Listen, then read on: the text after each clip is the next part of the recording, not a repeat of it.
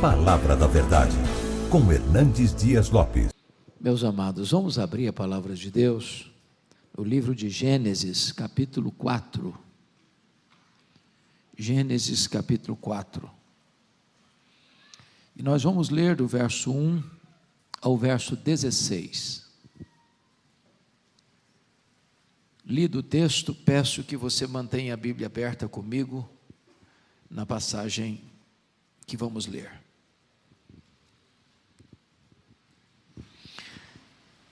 Coabitou o homem com Eva, sua mulher. Esta concebeu e deu à luz a Caim. Então disse: adquiri um varão com o auxílio do Senhor. Depois deu à luz a Abel, seu irmão. Abel foi pastor de ovelhas e Caim lavrador. Aconteceu que no fim de uns tempos trouxe Caim do fruto da terra uma oferta ao Senhor.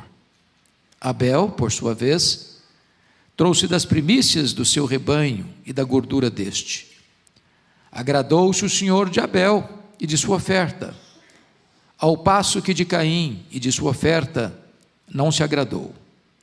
Irou-se, pois, sobremaneira Caim e descaiu-lhe o semblante. Então lhe disse o Senhor: por que andas irado e por que descaiu o teu semblante? Se procederes bem, não é certo que serás aceito. Se todavia procederes mal, eis que o pecado jaz à porta. O seu desejo será contra ti, mas a ti cumpre dominá-lo. Disse Caim a Abel, seu irmão: vamos ao campo. E estando eles no campo, sucedeu que se levantou Caim contra Abel, seu irmão, e o matou. Disse o Senhor a Caim: onde está Abel, teu irmão? Ele respondeu: não sei. Acaso sou eu tutor de meu irmão? E disse Deus: que fizeste? A voz do sangue de teu irmão clama da terra a mim. És agora, pois, maldito por sobre a terra, cuja boca se abriu para receber de tuas mãos o sangue de teu irmão. Quando lavrares o solo, não te dará ele a sua força. Serás fugitivo e errante pela terra. Então disse Caim ao Senhor: é tamanho o meu castigo que já não posso suportá-lo. Eis que hoje me lanças da face da terra, e da tua presença hei de esconder-me. Serei fugitivo e errante pela terra. Quem comigo se encontrar me matará. O Senhor, porém, lhe disse: assim qualquer que matar a Caim será vingado 7 vezes. E pôs o Senhor um sinal em Caim, para que o não ferisse de morte quem quer que o encontrasse. Retirou-se Caim da presença do Senhor, e habitou na terra de Nod, ao oriente do Éden. O tema que eu quero tratar com os irmãos nesta noite é: cuidado com os seus sentimentos. Cuidado com os seus sentimentos. Matthew Henry, ilustre comentarista bíblico, disse que neste capítulo, neste episódio, nós temos o mundo e a igreja dentro de uma mesma família. Nós temos Caim e temos um Abel numa mesma família. Esse texto é soleníssimo, porque ele alerta a você e a mim que o nosso maior problema não está fora de nós, está dentro de nós. O nosso maior inimigo não é o outro, somos nós mesmos. No capítulo 3, nós percebemos que Adão e Eva são vencidos pelo diabo. Mas neste capítulo, Caim é vencido pela carne. No capítulo 3, Eva é seduzida a pecar.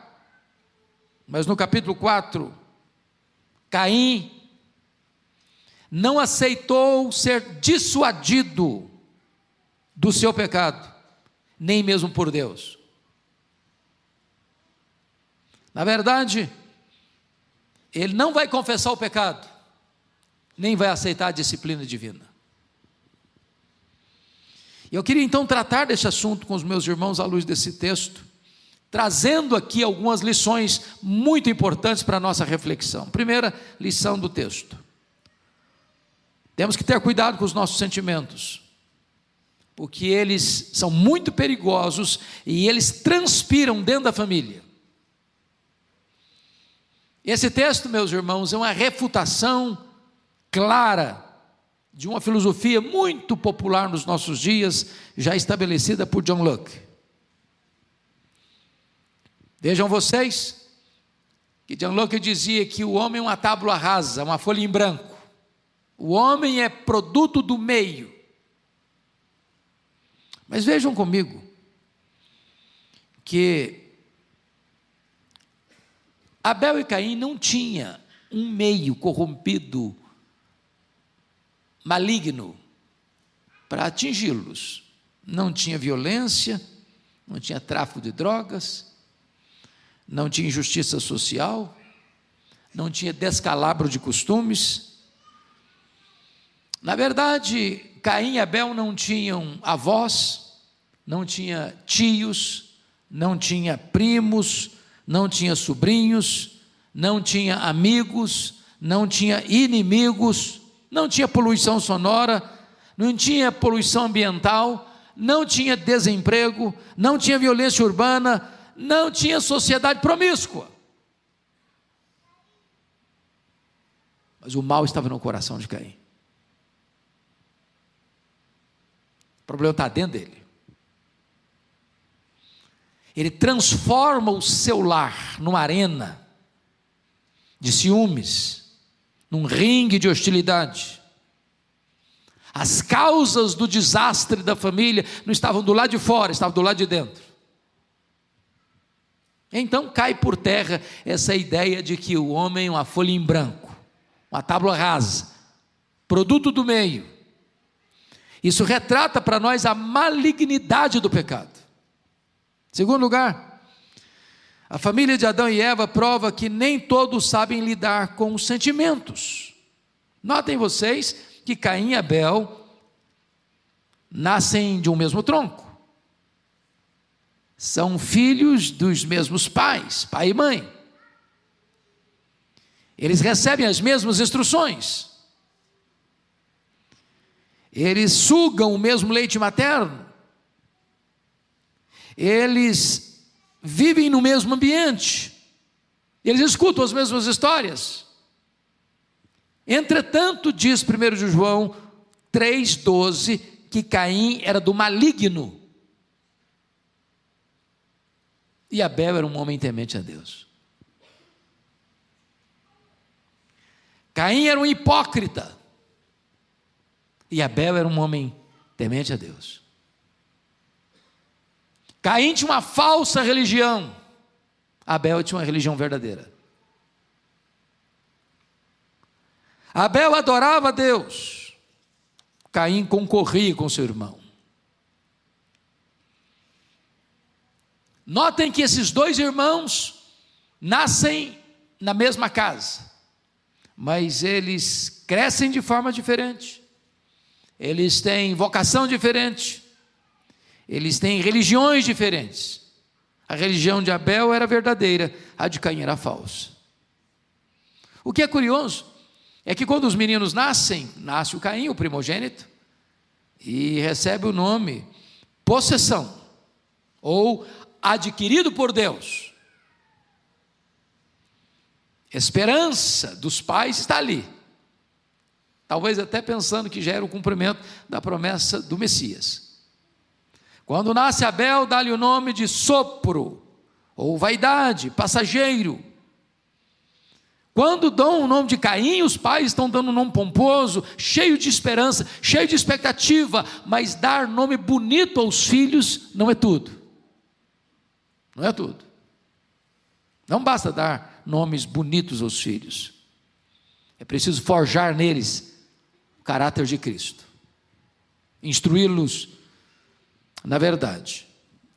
Então vejam vocês que nesse lar havia prática religiosa. E onde eles aprenderam isso? Com os pais, porque não tinha outros instrutores. Ambos se apresentam para adorar a Deus. Está escrito isso. Versículo 3: aconteceu que no fim de uns tempos trouxe Caim do fruto da terra uma oferta ao Senhor. Abel, por sua vez, trouxe das primícias do seu rebanho, da gordura deste. Então, ambos se apresentam para adorar. Porém, o que se percebe nos bastidores é que nessa casa onde tem altar, tem também ciúmes, inveja, disputa, quebra de comunhão, crise de relacionamento, mágoa congelada, insatisfação em ver o sucesso do outro. Nesse lar tem gente mal-humorada, gente que tem um vulcão no coração, gente que o semblante está descaído, o coração envenenado de ira, com o peito encharcado de ódio, e a vida deixa de ser uma celebração. Nesse lar havia uma inveja avassaladora, porque o texto diz que Deus rejeitou Caim e a sua oferta, não se agradou de Caim e de sua oferta, enquanto Deus se agradou de Abel e da sua oferta. E aqui entra uma disputa de Caim, e diz o texto que ele fica irado, e não é só irado, versículo 5 diz que irou-se sobremaneira, e descaiu o seu semblante. E notem vocês que nós chamamos isso de inveja. Inveja é pior que ódio. Sabe por quê? Porque uma pessoa que tem inveja da outra, ela não suporta que a outra tenha qualquer vantagem em relação a ela. Foi a história do Saul e do Davi. Se você ler o primeiro livro de Samuel atentamente, uma música foi a causa da loucura de Saul. A música que fez sucesso nas paradas da FM de Israel. Saul matou seus milhares, Davi os seus 10 milhares, isso perturbou a alma dele. Nunca mais ele teve saúde emocional. Nunca mais. Porque na cabeça do Saul, ninguém podia ser mais prestigiado do que ele. O invejoso ele quer não o que o outro tem. O invejoso não quer que o outro tenha. O problema do irmão do pródigo. Ele não suportava a ideia de que o irmão pudesse ter.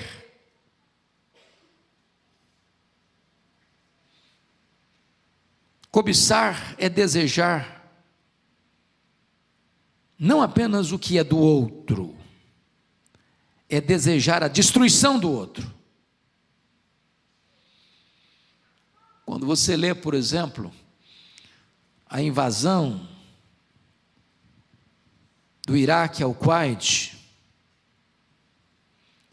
em agosto de 1990, vocês bem sabem como muitos foram mortos, muitos cidadãos ricos do Kuwait foram mortos, mas sob a pressão internacional e o feroz ataque das forças americanas, Saddam Hussein precisou se retirar do Kuwait, e fez isso em fevereiro de 1991, menos de um ano depois. Mas antes de Saddam Hussein sair do Kuwait, ele ateou fogo aos poços de petróleo, dos quais já não podia usufruir, Já que eu não vou usufruir, que ninguém usufrua. Já viu isso em crimes passionais? Se você não for minha mulher, mulher de ninguém você vai ser mais, então mata. Você terminou o meu namoro comigo? Então morre.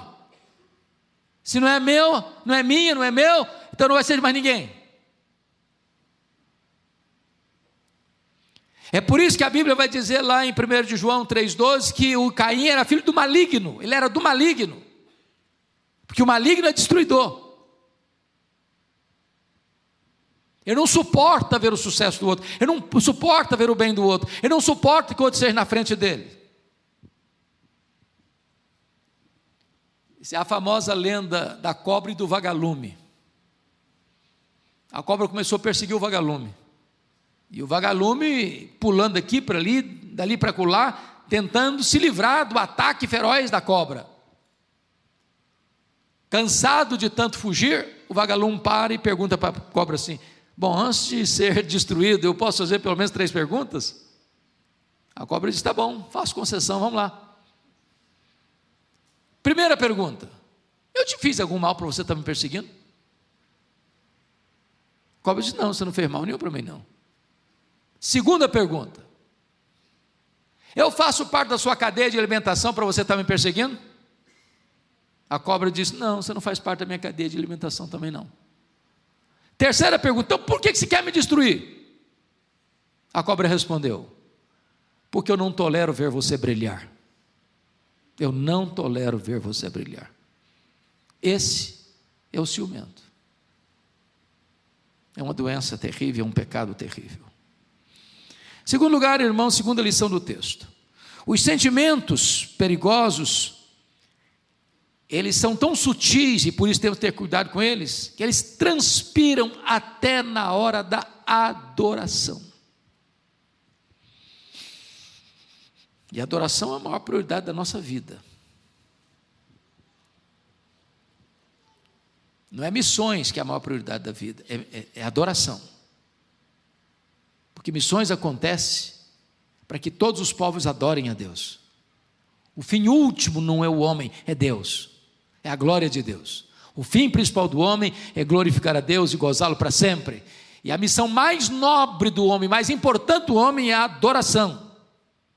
Mas notem, que antes de Deus aceitar a nossa adoração, Ele precisa aceitar a nossa vida. Não tem performance, não tem desempenho, não é quão brilhante você foi no palco, não é quão afinado você cantou, não é quão generosa foi a oferta que você depositou, não quão eloquente foi o sermão que você pregou. Deus requer primeiro vida. E vejam vocês que o texto diz graficamente que primeiro Deus agradou-se de Abel e depois Deus agradou-se da oferta de Abel. Primeiro Deus rejeitou Caim e depois Deus rejeitou a oferta de Caim. É o pacote, é o conjunto. A vida vai primeiro que a oferta, é a essência da oferta. É por isso que a Bíblia diz lá em Provérbios 21, 27, que o sacrifício do ímpio é abominação para Deus. E é nesse sentido também que Jesus Cristo disse que Deus é espírito. E importa que os seus adoradores o adorem em espírito e em verdade. E note você que espírito aí não é com letra maiúscula, é com letra minúscula. Quando o texto diz adorar em espírito e em verdade, significa, em espírito significa de todo o seu coração, sinceramente, não de forma hipócrita. E em verdade significa que o seu culto tem que ser bíblico, de acordo com as próprias prescrições divinas. Eu não tenho autorização para adorar a Deus do meu jeito, do meu modo, da minha maneira, do jeito que eu quero ou gosto, ou da maneira que as pessoas querem traçar, ou ensinar, ou orientar. Não, Deus estabeleceu na sua palavra a maneira como Ele quer ser adorado. Mas se você perceber, a vida de Caim desmente a sua oferta por algumas razões. Primeiro, 1 de João 3,12 diz que ele era do maligno, e por isso assassinou seu irmão. Então maligno não adora, filho do maligno não adora, mata. Segundo, versículo 5, ele está mal-humorado, o centro da vida dele é ele mesmo. Terceiro, ele está muito irado, excessivamente irado. Sabe o que a Bíblia diz? Irai-vos e não pequeis. Não se deixe pôr o sol sobre a vossa ira, e nem deis lugar ao diabo. O diabo estava morando no peito de Caim. Ele não abriu uma brecha, ele abriu uma porta escancarada para o diabo entrar. Quarto, ele era invejoso. Quando a Bíblia diz que ao passo que de Caim, de sua oferta, não se agradou Deus, aí entra o problema do Caim, porque Deus se agradou de Abel da sua oferta. Talvez se Deus tivesse não se agradado de Abel e da sua oferta, o Caim não estaria na crise que está. Porque o projeto dele não é agradar a Deus, o projeto dele é concorrer com o irmão. Quinto, versículo 7, ele tinha mau comportamento ou mau procedimento, e Deus disse: se procederes bem, não é certo que serás aceito. Ou seja, o que importa para Deus não é aquele ato apenas de estar ali no altar, é o que aconteceu até ao altar. O procedimento dele anterior não estava certo. Sexto, o coração dele estava endurecido, porque Deus diz no verso 7, na parte final: se todavia procederes mal, eis que o pecado jaz à porta, o seu desejo será contra ti, mas a ti cumpre dominá-lo.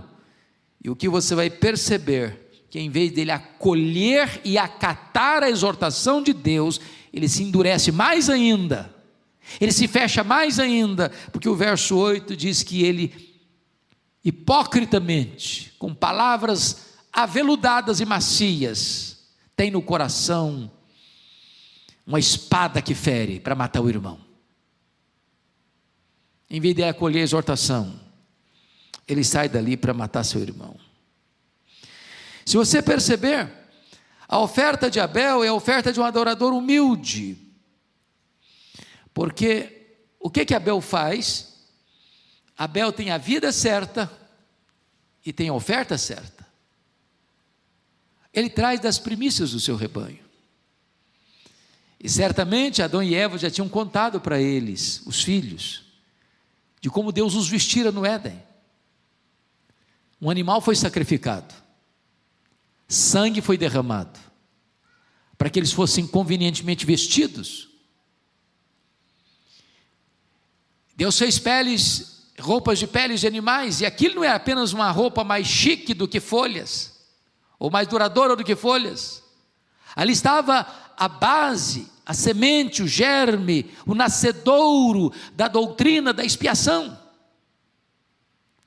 de que o inocente tem que morrer, o sangue tem que ser derramado, para que o pecador seja coberto, porque sem derramamento de sangue não há remissão de pecados.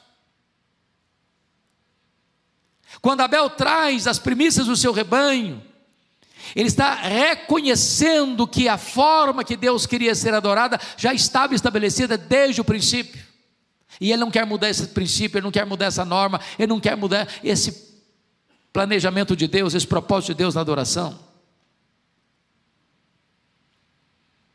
A oferta de Abel era apropriada, pois tipificava o sacrifício de Cristo, enquanto a oferta de Caim representava o melhor esforço do homem. Um é a salvação pela graça, outro é a tentativa da salvação pelas obras. O culto de Abel é bíblico e revelado, não é apenas uma expressão cultural, não é o que eu gosto, não é simplesmente para eu me sentir bem, não é para atender o gosto deste ou daquele, ou a preferência do povo. Não podemos trazer fogo estranho para o altar. O culto de Caim foi um culto elaborado por ele e não prescrito por Deus. Então Deus rejeita Caim, Deus rejeita a oferta de Caim. Abel cultua Deus com verdade, com motivação certa, enquanto que a religião de Caim é a religião da perseguição. Ele decreta a morte para quem não segue a sua teologia. Mas, amados irmãos, vamos olhar um pouco mais esse texto, para tratar dos sentimentos perigosos e perceber uma terceira lição, uma terceira verdade. É que esses sentimentos precisam ter cuidado, nós precisamos ter cuidado com eles, porque eles se agravam quando nós desprezamos a advertência de Deus. Irmãos, nós temos sido advertidos por Deus. Toda vez que você abre a sua Bíblia, Deus está advertindo você. Toda vez que você vê um culto, escuta a pregação, Deus está advertindo você. Deus está advertindo a mim. E continuar no erro, apesar da advertência divina, é um grande risco, é um grande perigo. Então vejamos, por favor, o que está escrito no versículo 7. Pode ler comigo o 7, vamos juntos? Se procederes bem, não é certo que serás aceito? Se todavia procederes mal, eis que o pecado jaz à porta, o seu desejo será contra ti, mas a ti cumpre dominá-lo. O que eu acho impressionante é que Caim é chamado ao arrependimento. Deus avisa, Deus exorta, Deus alerta, Deus acende a luz vermelha, Deus bota luzes e outdoors na estrada dele. Meu filho, não faça, não vá. Meu filho, muda. Meu filho, volta. Meu filho, não prossiga. Meu filho, não se afaste. E Deus está alertando e alertando e alertando. E em vez de Caim fugir do pecado, ele consuma o pecado.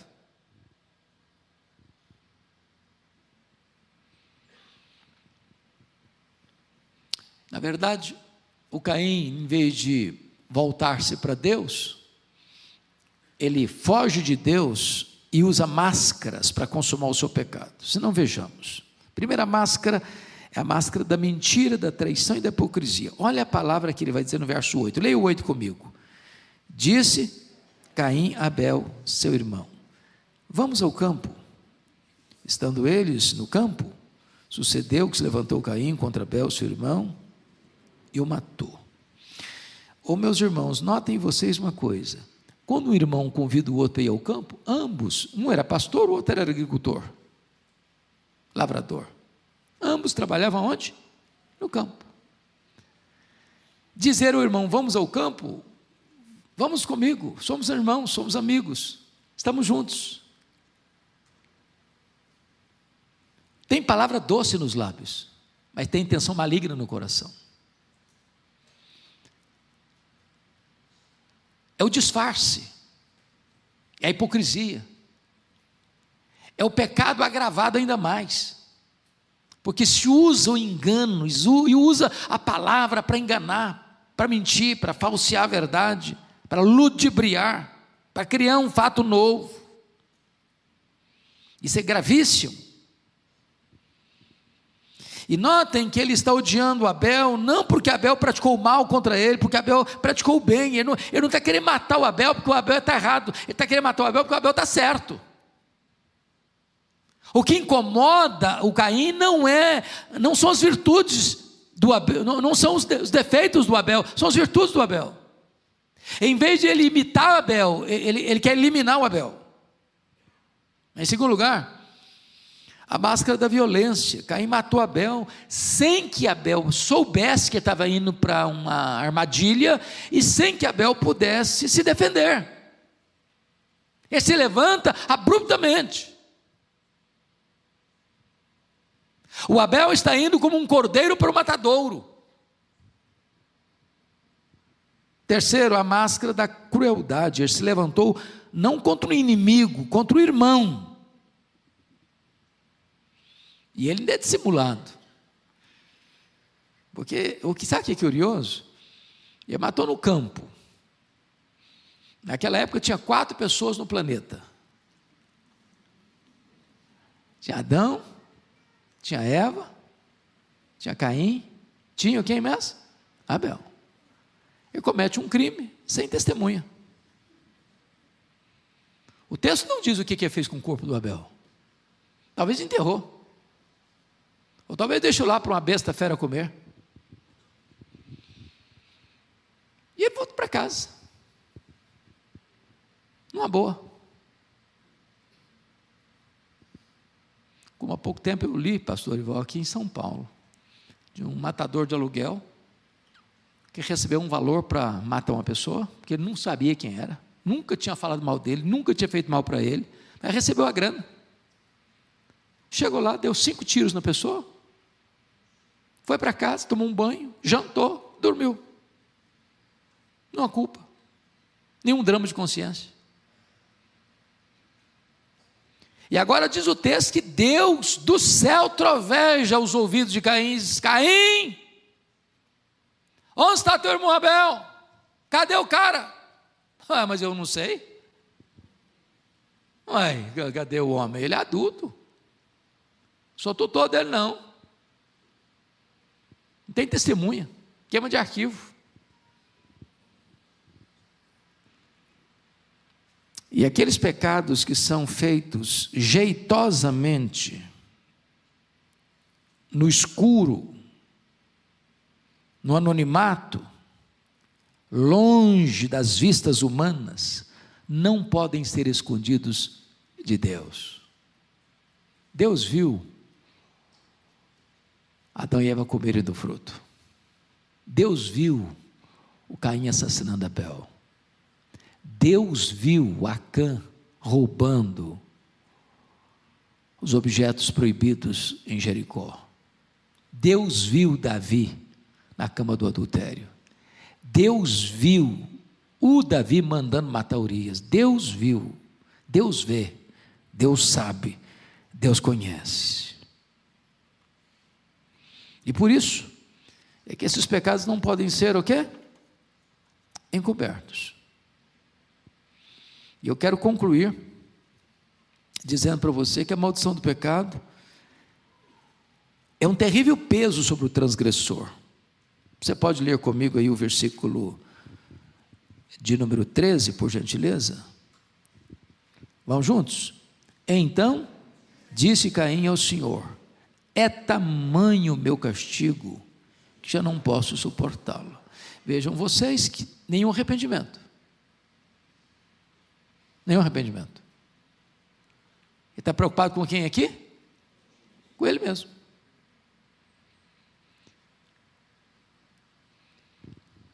Se ficasse só, é tamanho o meu pecado, ai de mim, porque eu sou um pecador miserável. Mas Deus é justo no seu falar, puro no seu julgar. Não. É muito grande o meu pecado, porque eu agora estou em rescate. Nenhuma culpa, nenhum pesar. Então preste atenção nisso. Preste atenção nisso. O pecado gera maldição, está no versículo 11. És agora, pois, maldito. Veja você, em segundo lugar, que o pecado produz uma desinstalação, no versículo 12. Quando lavrares o solo, não te dará ele a sua força, serás fugitivo e serás errante pela terra. O pecado oprime, é um peso, é tamanho o meu castigo. E mais, notem você, ele não vai ficar livre nunca dessa culpa, porque o verso 15 diz: o Senhor, porém, lhe diz: assim qualquer que matar Caim será vingado 10 vezes, e pôs o Senhor um sinal em Caim. Eu não sei que sinal é esse, e a Bíblia não revelou. Poucos dias o pastor vai pregar um sermão aqui, Deuteronômio 29, é o seguinte: o que está revelado é para nós, o que não está, deixa com Deus. A gente não conhece nem o que está revelado, para que fiquem especulando o que não está revelado? Que marca é essa eu não sei. Mas era uma marca, e eu acho que toda vez que Caim olhar para a marca, eu pequei. Toda vez que eu olhar para a marca, eu matei meu irmão. E mais do que isso, veja comigo aí por gentileza, ele é banido da presença de Deus. Versículo 16, retirou-se Caim de onde?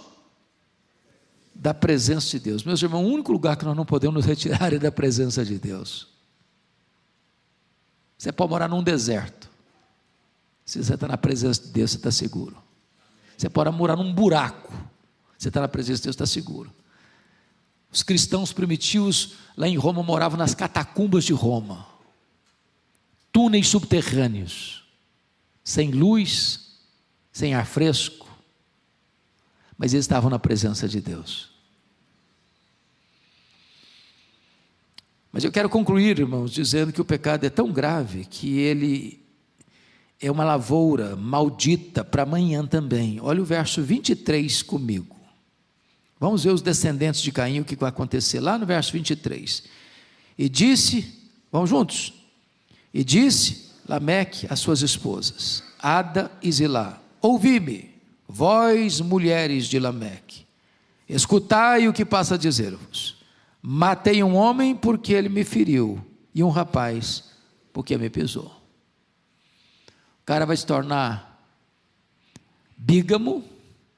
Daqui começa também a poligamia, a destruição da estrutura familiar, conforme Deus a estabeleceu. E aqui um camarada diz: não gostei de você, eu te mato. Pisou no meu pé, eu te mato. A vida vai perdendo o valor e o significado. É só a partir de 7 que as pessoas vão começar a andar com Deus. E eu concluo dizendo o seguinte a você: nós temos que tomar cuidado com os nossos sentimentos, porque isso não apenas atinge a nós, isso atinge a nossa descendência. Nós estamos fazendo uma semeadura.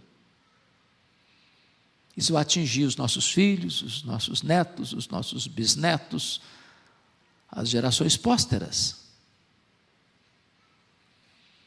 Essa é a realidade que a Bíblia nos apresenta. Mas hoje nós estamos diante da graça de Deus, do sangue de Jesus, da oferta da transformação. E eu jamais queria que você hoje pensasse: mas isso aqui é uma história antiga, de uma família antiga, isso não tem nada a ver comigo. O nosso coração é tão desesperadamente corrupto como o coração de Caim. Não pense você que esse é um problema dos pagãos. Isso é um problema de gente que levanta altar para Deus.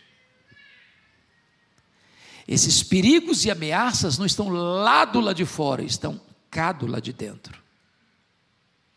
E não estão cá do lado de dentro de uma instituição chamada igreja, estão cá do lado de dentro, dentro do nosso peito, no secreto da nossa alma. E hoje Deus quer tratar com você e comigo. Se há uma nesga de mágoa, de ciúmes, de inveja, de ira, se nós estamos cultuando a Deus, mas o centro de tudo é a nossa própria pessoa, se nós não suportamos ver o outro se destacar, porque o centro do mundo parece ser a nossa própria vida, hoje precisamos ser tratados por Deus, sermos libertos por Deus, de sermos curados por Deus, para que sejamos aceitos e o nosso culto seja recebido e a nossa descendência seja santa, que possa cultivar um relacionamento pessoal com Deus. Vamos orar juntos. Deus está aqui. Ele é o Deus de toda graça. Ele é o Deus que perdoa, Ele é o Deus que restaura, Ele é o Deus que faz novas todas as coisas. Ele é o Deus que nesta noite pode nos tirar esse fardo, para que voltemos para casa livres, como verdadeiros adoradores, que adoram o Pai em espírito e em verdade. Ó Deus, nós te agradecemos pela exortação da tua palavra. Nós te agradecemos porque tantas vezes o nosso coração é enganoso, sutil. Às vezes, Senhor, até na adoração, até no culto público ou no culto particular, esses sentimentos podem vazar e nos enganar. Compadece-te de nós. Jamais permita, Senhor, que o nosso semblante descaia pela ira do coração. Jamais permita, meu Deus, que estejamos na tua casa, mas concorrendo, disputando espaço na feira das vaidades. Tem misericórdia de nós. Trata do nosso coração. Que jamais nos rebelemos contra as advertências da tua palavra. Que acolhamos com mansidão a exortação, para que haja mudança, para que haja restauração, para que haja perdão, para que haja recomeço. Queremos comportarmos-nos bem, Senhor, para sermos aceitos. Não nos lances da tua presença, porque o que será de nós se não tivermos a tua presença? Então, Deus, perdoa-nos, lava-nos com o sangue do Cordeiro, tira a mancha, tira a mácula, tira a culpa, tira o pesar, tira a dor, tira a tristeza, Senhor.